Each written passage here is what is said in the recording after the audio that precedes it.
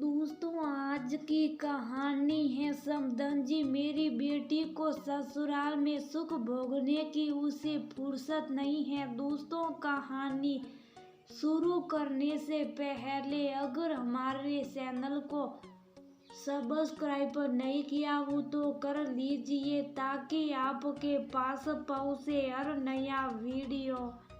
नेहा, मैंने सुना है तुम्हारे ससुर रिटायर हो रहे हैं और अपना अपना पुराना सामान लेकर तुम्हारे दिल्ली वाले फ्लैट में शिफ्ट हो रहे हैं। तुमने कितने अरमानों से वह घर खरीदा, गृह प्रवेश के बाद कभी रहने नहीं गई, खुद के मकान को बंद करके किराए के मकान में रह रही हो और उस घर में अपने सास ससुर को रहने भेज रही हो। आशा जी अपनी बेटी निया से कहती हैं। निया बोली, माँ आप कैसी बातें कर रही हैं। उस घर को खरीदने वक्त पापा जी ने अपने गांव का पुराना मकान बेच दिया था, तो अब वो कहाँ जाएंगे। अभी आपके दामाद की नौकरी खत्म नहीं हुई है, इधर उधर ट्रांसफर होता रहता। अच्छा तो है, कम से कम वो लोग वहाँ रहेंगे तो घर की देखभाल भी होती रहेगी। आशा जी बोली, मैंने सुना उनके पास जो भी पहले का कूड़ा कबाड़ था सब उठाकर वो वहाँ ले जा रहे। जिस घर को सुंदर से सजाया उस घर में अब क्या वो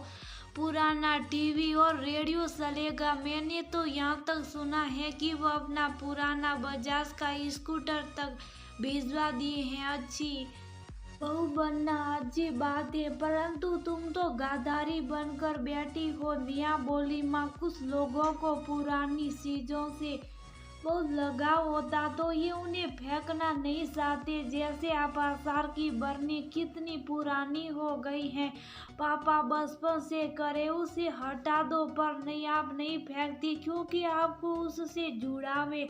उसी तरह उन्हें भी पुराने रेडियो टीवी से लगाव है। आशा जी बोली, ठीक है, जब तुम्हें ही अपने सुंदर से बंगले को म्यूजिक बनाना है तो मुझे क्या करना है। तो मुझे ये बताओ कि तुम कब आ रही हो उस घर में रहने के लिए। तुम्हारे सास ससुर दिल्ली में रहेंगे तो मुझे आना जाना तो करना ही पड़ेगा। निया हंसते हुए बोली, मेरी प्यारी माँ आप दिल की बहुत अच्छी हैं, बस छोटी छोटी बातों को मन पर लेकर बैठ जाती हैं। पापा जी 4 दिन बाद आएंगे और सामान परसों आ रहा है, तो आप 4 दिन बाद जाकर एक बार मिल लीजिएगा। बस इतना कीजिएगा कि एक दिन का खाना बनाकर उनके लिए ले जाइएगा ताकि उन्हें कोई दिक्कत ना हो। 4 दिन बाद आशा जी अपनी बेटी के घर पर अपनी सदियों से मिलने पहुंची कि निया की सास कौशल्या जी बड़े प्यार से उनका स्वागत किया। आशा जी की नज़र उनके सामानों पर थी। वह बोली, देखा समदन जी, मेरी बेटी ने इस घर को कितना सुंदर बनाया है। क्या करें, यहाँ सुख भोगने की उसे फुर्सत नहीं है, अपना अपना भाग्य होता है। कौशल्या जी बोली, कोई बात नहीं, आज नहीं तो कल बहू यहीं रहने आएगी। निया के ससुर जी कौशल जी सामानों को मजदूरों से अलग अलग कमरे में रखवा रहे थे। आशा जी बोली, भाई साहब आपको नहीं लगता इतने सुंदर से घर में ये पुरानी चीजें कुछ अजीब लगेगी। कौशल जी बोले, ये तो आप सही कह रहे हैं बहन जी, परंतु पुरानी चीजों से मुझे बहुत लगाव है। आशा जी बोली, भाई साहब रिटायरमेंट के बाद इतने पैसे मिले कि आपको यहाँ नया सामान खरीद लेना चाहिए, पर आप तो ये कबाड़ उठा कर ले आए। कौशल जी मुस्कुराकर बोले, बहन जी दूसरों के लिए ये कबाड़ होगा, हमारे लिए हमारे बच्चों की यादें हैं। इस सामान के साथ बस वही पुरानी यादें सहेज कर लाया हूँ। आशा जी कौशल्या जी से बोली, बुरा मत मानिएगा, पर एक बात कहती हूँ, आप जो भी सामान लाई अपने कमरे में सजा कर रखिए, वरना मेरी बेटी के शौक कैसे पूरे होंगे। ना तो इन सामानों को वो फेंक पाएगी ना रख पाएगी। आशा जी थोड़ी देर रुक कर कुछ बहाना कर वापस चली गई। इधर कौशल जी और कौशल्या जी अपने सामानों को अपने कमरे में रख रहे थे। धीरे धीरे दोनों का वह मन लगने लगा। आसपास के लोगों से जान पहचान होने लगी। महीने बाद बेटा परिवार के साथ छुट्टियों में घर आया। निया को अभी आए हुए कुछ घंटे हुए थे कि आशा जी वहां पहुंच गई। कौशल्या जी ने अपने हाथों से बेटे बहू के लिए खाना बनाया, जिसे खाकर बेटे को अपने बचपन की याद आ गई। निया का बेटा मोनू बोला, मम्मा मुझे प्यास लगी है। तभी कौशल्या जी ने छोटा सा फूलदार तांबे का गिलास उसके आगे बढ़ाया। आशा जी बोली, ये कैसा गिलास आप बच्चे को दे रही हैं, कहीं इन्फेक्शन ना हो जाए। तभी मानव ने उस गिलास को उठाया और बोला, माँ ये तो मेरा गिलास है, आप अभी तक संभाल कर रखी है। मोनू, इस गिलास में मैं बचपन में पानी पीता था। इसमें रखा गया पानी अमृत से कम नहीं है। बेटा पी लो, इसमें तुम्हारी दादी और तुम्हारे पापा का प्यार छुपा है।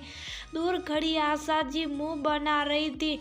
निया उन्हें इशारे में शुभ कर रही थी। शाम के वक्त आस पड़ोस के बहुत सारे लोग उनसे मिलने आए। पड़ोसी बोले, मानव माता पिता तो आ गए, तुम कब आओगे यहाँ रहने? आशा जी बोली, अरे भाई साहब, इस घर को पहले दामाद जी के रहने लायक बनाना होगा, तभी तो वो आएंगे, वरना क्या इस पुराने सामानों के बीच नए जमाने के लोग कैसे रह पाएंगे?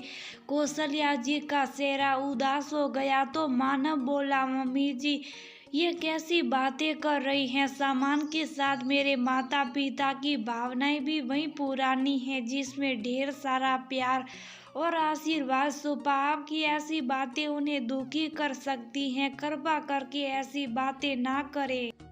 आसपास के लोग सामानों को देखकर बोल रहे थे, कौशल जी ये किस जमाने की चीजें हैं जो अब तक खराब नहीं हुई हैं? देश के किन किन जगहों से ये बहुमूल्य सामान जमा किए हो? दूसरे पड़ोसी बोले, ऐसी चीजें तो संग्रहालयों में देखने को मिलती हैं। कौशल जी बोले, देश के अलग अलग कोनों में मेरा ट्रांसफर होता था तो वहाँ की प्रसिद्ध चीजों में मैं अवश्य खरीदता था, ताकि अपने आने वाली पीढ़ियों को उस जगह की विशेषताओं के बारे में बता सकूं, जिसे बहुत लोग कबाड़ कहते। वह आपको इतना पसंद आ रहा। निया अपनी माँ से बोली, माँ आपको पहले भी बोल चुकी हूँ कि ऐसे बातें मत कीजिए जिससे सामने वाले का मन दुखी हो। आप जिन चीजों को कबाड़ बोल रही उन्हें लोग कितनी उत्सुकता से देख रहे। आपके लिए ये कबाड़ होगा, लेकिन आने वाली पीढ़ियों के लिए यही अटिक पीस होगा। इन चीजों में मम्मी पापा और मानव के बचपन की यादें जुड़ी हैं। कभी तो अपने एम को अलग रहकर दूसरे की भावनाओं को देखिए। आशा जी कौशल्या जी के पास जाकर बोली, बहन जी मेरे कहने का वो मतलब नहीं था, मैं तो बस इतना कहना चाहती थी, कितना सुंदर बंगला बनवाया, तो इन पुरानी चीजों के लिए एक अलग कमरा बनवा लीजिए। आपके मन को चोट पहुंचाने की मेरी मंशा नहीं थी। अगर मेरी बातों से आपको तकलीफ हुई हो तो मुझे माफ कीजिएगा। कौशल जी ने अपने हृदय विशाल करते हुए कहा, अरे नहीं नहीं बहन जी, ये घर आपका भी है तो आपको भी करने का पूरा हक है। कुछ लोग पुरानी चीजों को कबाड़ समझकर फेंक देते हैं। मैं उन पुरानी चीजों को सहेज कर अपने पोते के लिए उसके पिता और दादाओं की पुरानी यादें लाया हूँ, क्योंकि इनके साथ हमारे जीवन के एक अध्याय का एहसास जुड़ा। कुछ समय बाद कौशल जा रहा था और बोला, पापा कोशिश करूँगा कुछ साल बाद ट्रांसफर लेकर दिल्ली आ जाऊं, फिर आपके साथ वही पुरानी वक्त बिता सकूं और अपने बेटे के साथ अपने बचपन के दिनों को याद कर सकूं। ये सामान पुराना अवश्य है, परंतु इनमें एहसास वही है। दोस्तों, आज भी जब माँ पुराने बक्सों को खोलती हैं और हमारे बचपन के दिनों के कुछ कपड़े या खिलौने जब मिलते तो हमारे चेहरे पर एक अनोखी सी चमक आ जाती। अपने बच्चों के बचपन की कुछ यादों को समेट कर जरूर रखिए ताकि उनके ऐसा सदा याद बनकर आपके साथ रहे। और जब उनके बच्चों को आप अपनी और उनकी पुरानी चीजों को दिखाए तो उनकी आंखों में भी वही